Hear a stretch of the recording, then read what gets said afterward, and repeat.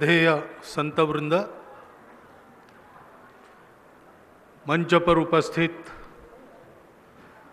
केंद्रीय शासन के, राज्य शासनों के माननीय मंत्रीगण, विद्वत मंडली, दीनदयाल शोध संस्थान के कार्यकर्ता पदाधिकारीगण, उपस्थित सज्जन एवं माता भगिनी,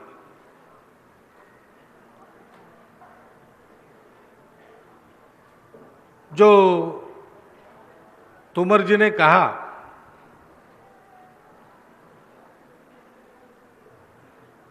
पहले से चित्रकूट एक तीर्थ है ही।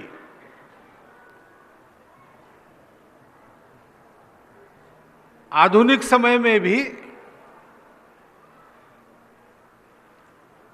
धर्म का अर्थ समाज की धारणा करने वाला, समाज को ऊपर उठाने वाला, समाज को जोड़ने वाला, ये है उस अर्थ में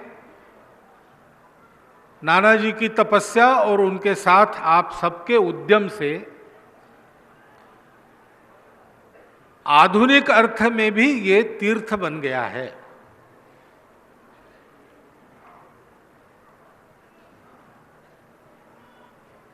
विकास होना है, ये तो सब चाहते हैं,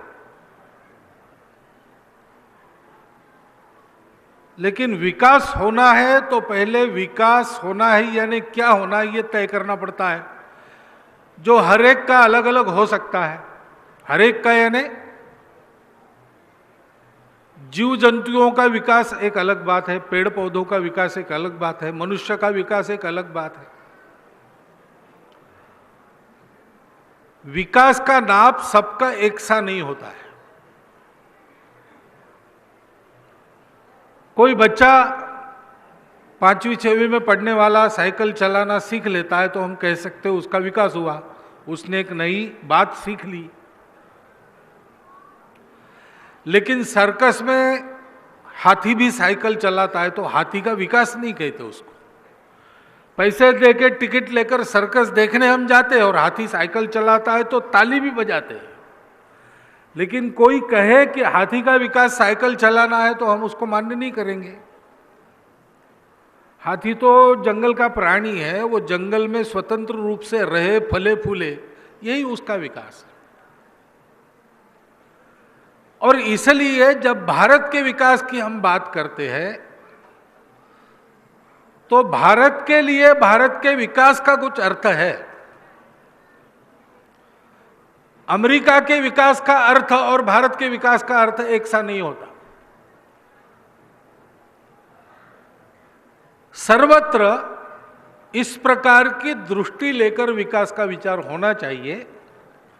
हमारे यहां पर परंपरा से विकास तब माना गया है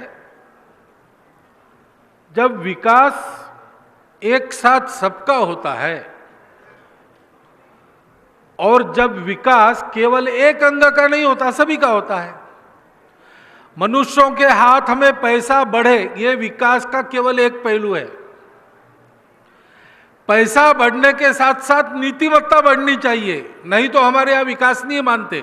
धनवानों की कथाएं हमारे यहां नहीं चलती, पश्चिम में चलती है। उन धनवानों ने धन कमाने के लिए क्या क्या किया है इसको लोग भूल जाते हैं, बस उसने धन कमाया है। सत्ताधीशों की कहानियां चलती है, सत्ता प्राप्त करने के लिए क्या क्या किया है ये लोग भूल जाते हैं। उनके कीर्ति के डिंडिम वहां बजते। हमारे यहाँ ऐसा नहीं होता। हमारे यहाँ राजा महाराजाओं की, धनपतियों की कथा नहीं चलती। हमारे यहाँ तो सब कुछ छोड़ के कफलक बनकर लंगोटी पहन के कोई आ जाता है तो उसको चरण छूने के लिए होड़ लगती है। हमारे यहां भी राजाओं की कथा चलती है, लेकिन उस राजा की चलती है जिसने पितृवचन पालन के लिए चलकर आया हुआ राज्य छोड़कर वनवास को स्वीकार किया, उसकी कथा हमारे यहां चलती है। हमारे यहां धनवान की कथा चलती है, लेकिन उस धनवान की चलती है जिसने जीवन भर की गाढ़ी कमाई को और कुछ जोड़कर आजादी की लड़ाई लड़ने वाले राणा प्रताप को समर्पित कर दिया। हमारे यहां धन का महत्व दान में है और शक्ति का महत्व सज्जनों के रक्षण में है। हमारी विकास की अपनी कल्पना है, लेकिन उसका कहीं प्रयोग नहीं हुआ था, क्योंकि प्रयोग करने के लिए कोई तैयार नहीं था, विश्वास नहीं था। विश्वास था लेकिन साहस नहीं था। और इसलिए विकास का जो ढर्रा सर्वत्र चलता है कि सरकार नाम का एक कॉन्ट्रैक्टर होता है, ठेकेदार होता है, उसको अपना सारा ठेका उसको दे देते, उसको पैसा देते रहते, वो जो करना है करे। हमारे यहाँ ऐसा नहीं सोचा गया। सरकार का अपना कर्तव्य है, सरकार की नीतियां बहुत परिणाम करती है, लेकिन नीतियां बनाने वाले सरकार को बनाने वाला समाज होता है, और सरकार भले ही नीतियां बनाए और चलाए, उसको जमीन पर चलाने वाला और चलने देने वाला समाज होता है। समाज मालिक है, मालिक सोया तो क्या होगा।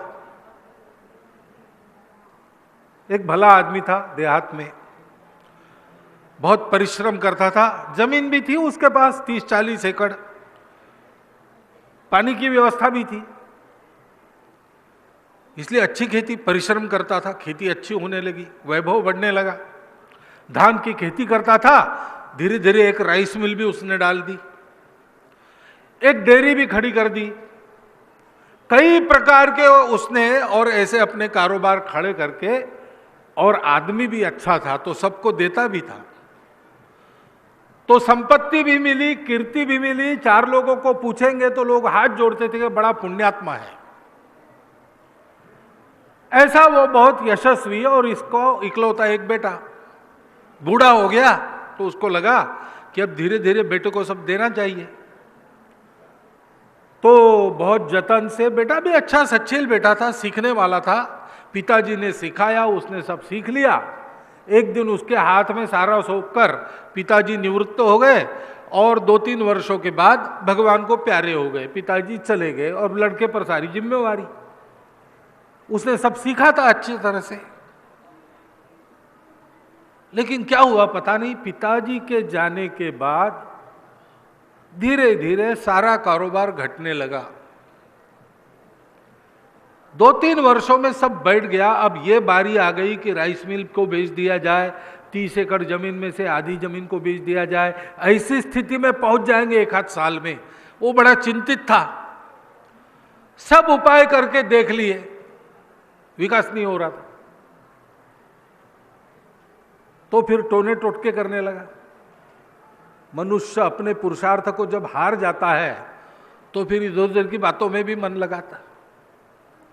उसका भी कुछ उपयोग नहीं हुआ। एक दिन उसके गांव में एक साधु महाराज आए, गांव वालों ने बताया उस लड़के को, ये साधु महाराज है ना, इनकी तपस्या बहुत है, और आनंद की बात यह है कि ये तुम्हारे पिताजी के अच्छे मित्र रहे हैं साधु बनने के पहले, तो तुम उनके पास जाके उपाय पूछ लो, वो तुमको उपाय बताएंगे।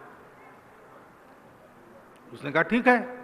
मित्र भी मिल गए और महात्मा भी मिल गए एक साथ, दोनों एक व्यक्ति में, तो निश्चित ही कल्याण होगा अगर उनके हाथ में ताकत है तो गया महात्मा जी के पास, परिचय दिया, अपना रोना बताया। महात्मा जी ने कहा कि अच्छा ऐसा करो, क्या क्या करते हो तुम बताओ। सुबह उठने के बाद रात को सोने तक पूरा दिन में जो जो कुछ तुम करते हो सब सारा बताओ। उसने बता दिया। महात्मा जी ने कहा कि फिर ठीक है, कल शाम को फिर एक बार स्नान करके, सुबह स्नान हो जाता था, फिर एक बार स्नान करके आना, तो मैं उपाय बताऊंगा, सूर्यास्त के पहले आ जाना। उसने कहा ठीक है। दूसरे दिन सूर्यास्त के पहले स्नान वान करके वो आ गया। महात्मा जी ने उसको एक बंद पोटली दी और कहा कि देखो कल सुबह से ये काम करना, सूर्योदय के पहले जहां जहां तुम्हारी खेती है, कारोबार है, बगीचा है, सब कुछ है, सूर्योदय के पहले वहां जाकर इस पोटली में जो कुछ है वो थोड़ा थोड़ा डालना। ध्यान रखो, पोटली में क्या है ये तुमने देखना नहीं है। पोटली में क्या है ये किसी को पता नहीं चलना चाहिए। और पोटली में जो है वो तुम रोज सुबह सब जगह डालकर आते हो, ये भी किसी को पता नहीं चलना चाहिए। ऐसा तुम साल भर करो तो उपाय हो जाएगा। उसने कहा ठीक है। अब सब करके थक गया था, ये क्या मामला है समझ में तो नहीं आया, बड़ा विचित्र लग रहा था, लेकिन अब क्या, डूबते को तिनके का सहारा। तो उसने दूसरे दिन सुबह जल्दी उठ के 2:30-3 बजे उठा, स्नान वान करके शुचिर्भूत होकर पोटली लेकर अपने खेतों में गया। चारों कोनों में बीच बीच में थोड़े थोड़े अंदर हाथ डाला तो लगा उसको कुछ पाउडर जैसा है, थोड़ी थोड़ी पाउडर डालते गया। राइस मिल में गया और सब कारोबार जहाँ जहाँ थे वहाँ गया, सब डाल के सूरज उगने के पहले घर में वापस आ गया। और ये रोज का क्रम उसका शुरू हो गया। अब उसने तो देखा नहीं पोटली में क्या है, और पोटली में से क्या डाल रहा है किसी को पता नहीं चला। लेकिन रोज अगर कोई ऐसे निश्चित स्थानों पर सुबह उठकर जावे तो पता तो चलता ही है। पहले घर वालों को पता चला कि सुबह उठ के कुछ अनुष्ठान कर रहा है, बाहर जाकर करता है। इधर उधर बात हो गई गपशप में तो लोगों को भी पता चल गया, सबको पता चल गया। खेत में जो मजदूर आते थे उनको भी पता चल गया कि मालिक तो बहुत पहले आके जाता है, खेत में देख के जाता है। चौकन्ने हो गए कि मालिक सबसे उठकर पहले जाता है तो हमको वहां मौजूद होना चाहिए। राइस मिल के नौकर वो भी चौकन्ने हो गए। मालिक आता है, सब जगह घूमता है और कुछ देख रहा है, तो कहीं पर भी उसको कोई गलती न मिले, नहीं तो नौकरी जाएगी। वो सब काम करने लगे, धीरे धीरे सारा ठीक होने लगा। 3-4 महीने में ही सब ठीक हो गया।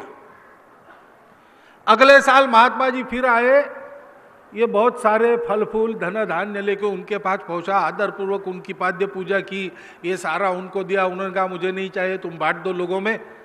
कहा महाराज ऐसे कैसे? तो बोले क्यों, क्या हुआ? तो बोले ये आपने जो मंत्र दिया, पता नहीं इस पोटले में कौन सा भस्म आपने भरा है। आपने साल भर का 3-4 महीने में सब ठीक हो गया, अब तो मैं बहुत सुखी हूं, ये आपका ही उपकार है।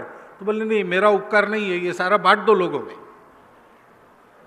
ये तुम्हारा अपना किया है। तो बोले ऐसे कैसे आपका ये भस्म? बोले खोल के देखो। खोल के देखता है तो उसमें धूल पड़ी थी पोटली में। बोले ये तो धूल जैसा दिख रहा है। तो बोले धूल ही है, तुम शाम को आने वाले थे, उसके पहले पीछे के आंगन में जाके मैंने सारी धूल इस पोटली में जमा करके तुमको दे दी। इस धूल का चमत्कार नहीं है।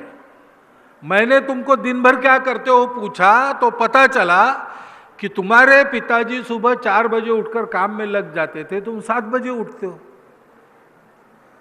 तो मैंने अनुमान लगाया कि ये मालिक सोता है तो नौकर भी सोते होंगे, तो काम ठीक नहीं होते होंगे, तो काम बैठ रहे हैं, इसमें कौन सा आश्चर्य है। उपाय तो इसको जगाना है। ये अगर सुबह उठ के काम करने लगे तो अपने आप सब ठीक हो जाएगा। इसलिए मैंने तुमको सुबह 2-2 कण डालने को कहा था, जो तुमने किया 4 महीने, परिणाम तुम देख रहे हो। ये सब तुम्हारा किया हुआ है, तुम जागो, तुम करो तो सब करेंगे। तुमने जो नौकर रखे वो भी तुम्हारा काम ठीक करेंगे।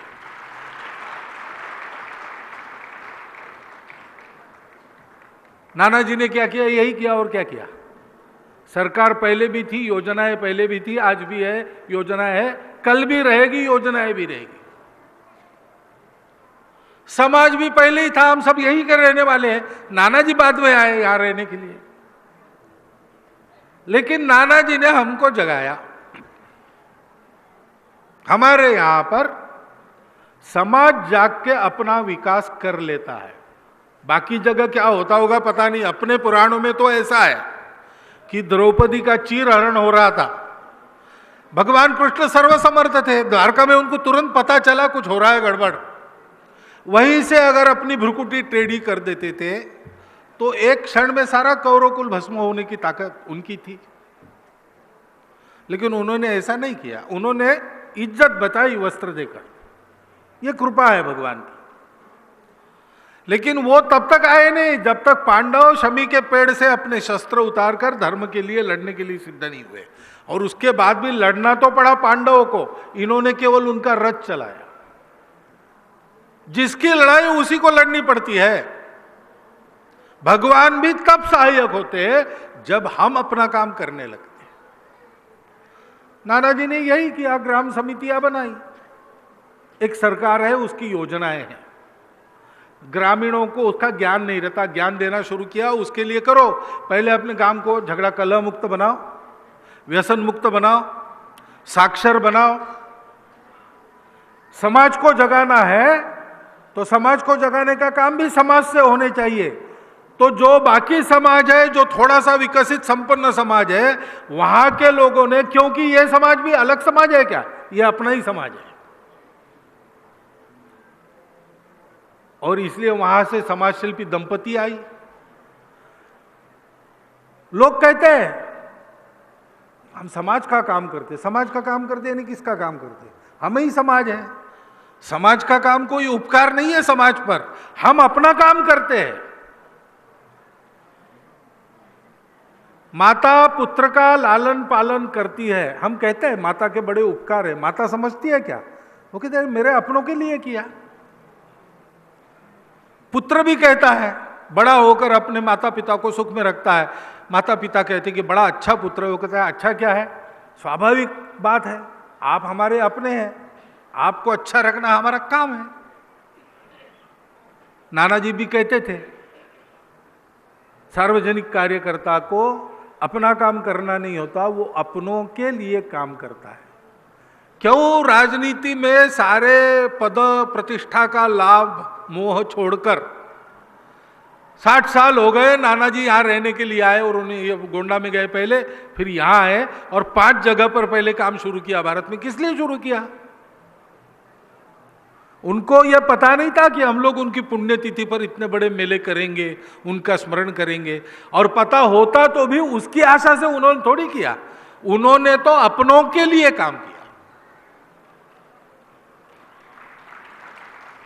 इस अपनत्व के भरोसे पर समाज चलता है, इसलिए पहले 512 गांवों में कलह मुक्त गांव, कोई झगड़ा टंटा बाहर नहीं जाएगा, गांव के गांव में उसका निकाल हो जाएगा, गांव टंटा मुक्त हो जाएगा। ऐसी 5 बातें उन्होंने खड़ी की। सदियों से उपेक्षित दुर्बल समाज, थोड़ी सी जान आ गई तो स्वावलंबी होने लगा, समाज जाग गया। तो 3-3 पंचवार्षिक योजनाओं में जो नहीं हो सका, वो यहां 3 साल में खड़ा हो गया। हमारे विकास का ये रास्ता है। गांव का विकास भारत का विकास है, कहते सब है, लेकिन गांव के विकास में करना क्या है? आज के गांवों में 2 बातें हैं। प्राचीन जो परंपरा के अपने गांव है, उसमें जो कला है, संस्कृति है, आत्मीयता है, संबंधों की कदर है, वो कुछ कुछ तो अभी भी बचा है, देखने को मिलता है। लेकिन पुराने जमाने के गांव स्वयंपूर्ण होते थे, सुविधा संपन्न होते थे। अच्छे अच्छे देश के विद्वान, जिनकी प्रज्ञाओं का अध्ययन आज की दुनिया कर रही है, ऐसे विज्ञान गांव में रहते, विद्वान गांव में रहते थे। शहरों की प्रयोगशालाएं हमारे यहां नहीं थी। खेत में काम करने वाले गांव के किसानों ने हमारे किसानी की और तांत्रिकी तैयार की है, जिससे आज भी कई कई चमत्कार हो सकते। गौ का उपयोग जैसा हमारे देश ने किया, वैसा किसी ने किया, और हमने उपयोग नहीं किया, हमने संबंध जोड़ा, हमने गौ माता कहा। हम सृष्टि का उपभोग नहीं लेते।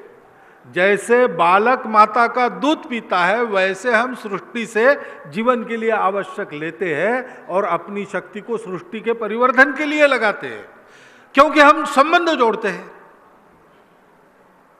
यह हमारा विकास का तरीका आया कहां से? हमारे जंगलों से और हमारे कृषि से आया है। उस विकास में, विकास से पर्यावरण की खराबी नहीं होती, वो विकास महंगा नहीं होता, वो विकास ऊर्जा की संपत्ति को नष्ट करने वाला नहीं होता। अब करने की बात यही है कि आधुनिक समय में उसी तत्व को एक नए रूप में खड़े करना है। उसका कोई उदाहरण तो खड़ा हो। वो उदाहरण नाना जी ने यहां पे खड़ा किया है। अब देखते हैं हम यहां कि उस जागृति के कारण विकास के दो आधार स्तंभ, या कहिए कि तीन, शासन की नीति, प्रशासन की कृति और समाज की चलती, यानी समाज का चलना स्वयं और समाज ने इनके चलने पर ध्यान रखना, ये दोनों बातें, ये तीनों विकास के आधार स्तंभ यहां पर ठीक से खड़े हैं तो विकास हो रहा है। सारे देश में ऐसा होना पड़ेगा। हो सकता है क्या? हम कहते हैं लोगों को भारत में घूमते समय कि देख क्या हो, और चित्रकूट के देखते हुए भारत में और भी ऐसे अब केंद्र खड़े होने लगे हैं। अब हम विदेशों के लोगों की भी कह सकते हैं कि हमारी विकास की कल्पना क्या है, जानना चाहते हो? जाओ चित्रकूट में जाओ, बनखेड़ी में जाओ, इधर जाओ उधर जाओ, क्योंकि दुनिया को भी जरूरत है, इस एकात्म और समग्र दृष्टि की जरूरत है। उसके आधार पर कुछ हो सकता है, उसके उदाहरण उनको भी देखने हैं। ये सारा खड़ा हुआ है। आज हम इस विकास को अपने आंचल में लेकर नाना जी का पुण्य स्मरण कर रहे। क्यों कर रहे? क्योंकि ये तीन शक्तियां तो है विकास की कारक जो यहां खड़ी है, लेकिन एक शक्ति है जो गुप्त सरस्वती जैसी है, जो सामने नहीं आती, जो अपना डिंडिम जो बजाती नहीं है, अपनी कीर्ति अपनी मान प्रतिष्ठा का ख्याल नहीं रखती है, वो अपना काम करती रहती है। जैसे इन तीन विकास की धाराओं, विकास के कारक धाराओं को हम अपने करने से ऐसा ही जारी रखेंगे तो आगे आगे बढ़ते जाएंगे। जो अभी तक कर रहे थे उसको बिना रुके, बिना थके, बिना नीचे रखे हमको इसी प्रकार परिश्रम पूर्वक आगे बढ़ाना है। विकास की कोई मर्यादा नहीं होती, इतना आगे जिसका कोई ठोर नहीं। जहां पूर्णता ही मर्यादा हो, सीमाओं की डोर नहीं, वो विकास होता है। नर का नारायण बनने तक विकास चलते रहना चाहिए। अभी और आगे जाना है, परिश्रम चलता रहेगा, लेकिन साथ साथ वो गुप्त सरस्वती की धारा भी प्रवाहित रहनी चाहिए, क्योंकि पहले वो बहती है, बाद में ये तीन बहने लगती है। वो क्या है? एक राजा गया जंगल में शिकार के लिए। शिकार खेलते खेलते बहुत सारे लोग थे, पूरा मंत्रिमंडल साथ में था और उसके सरदार और सेना भी साथ में थी। 1000-1200 लोग थे, तो शिकार तो मिलना रहा। 1000-1200 लोग जंगल में जाएंगे, शिकार रहेगी क्या? वहां पे भाग जाएगी पहले। खोजते खोजते सूरज डूब गया। अब रात को जाएं क्या? तो खोजते खोजते जंगल में फिर रास्ता भी खो गया। तो भटकते भटकते पहुंच गए एक जगह जहां एक कुटिया थी, मिट्टी का दीपक जल रहा था, अंदर एक योगी बाबा ध्यान लगा के बैठे थे।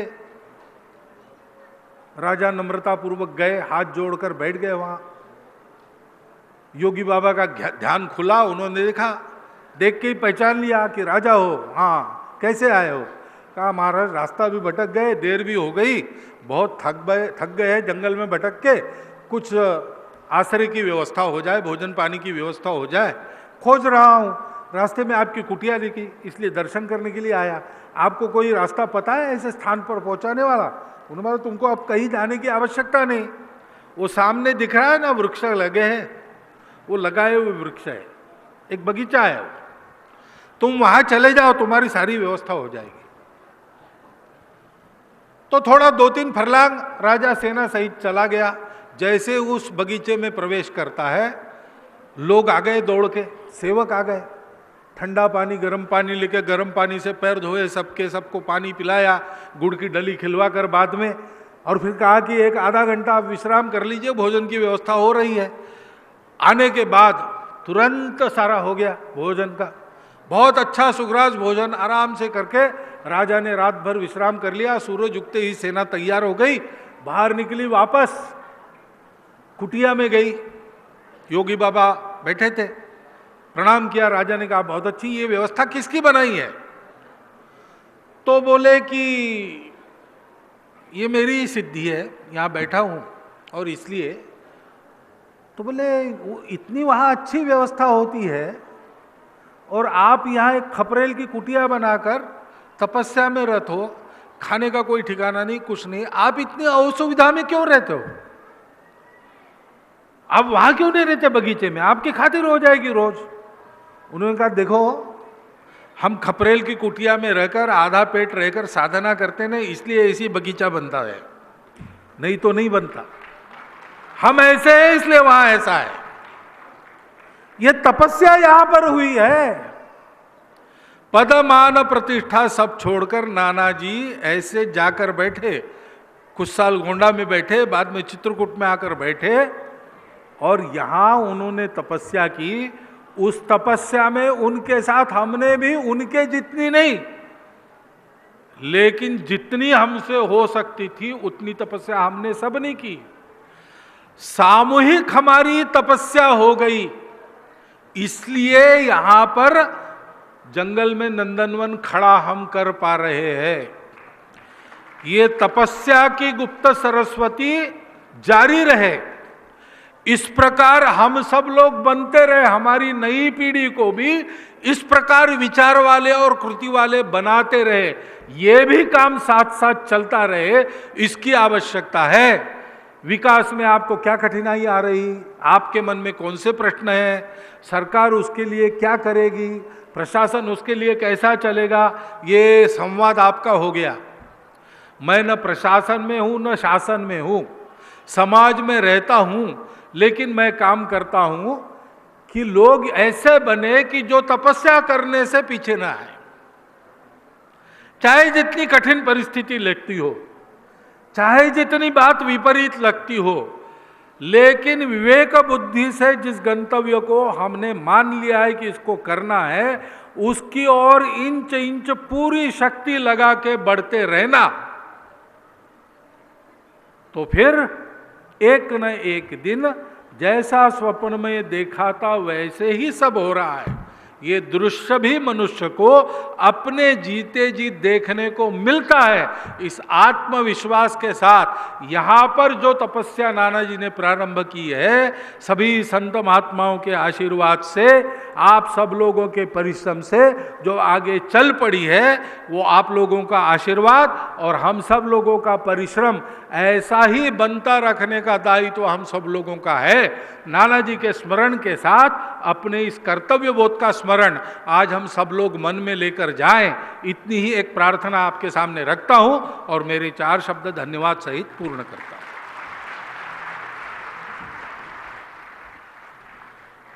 बहुत बहुत आभार पूछने सर संचालक जी। आप जैसे तपस्वियों का आशीर्वचन मार्गदर्शन हमको मिलता रहेगा, ऐसा हमें विश्वास है और हम सब लोग मिलकर इस यज्ञ में अपनी आहुति देते रहेंगे। इस विकास के महायज्ञ में हमारी आहुति हमेशा दी जाती रहेगी।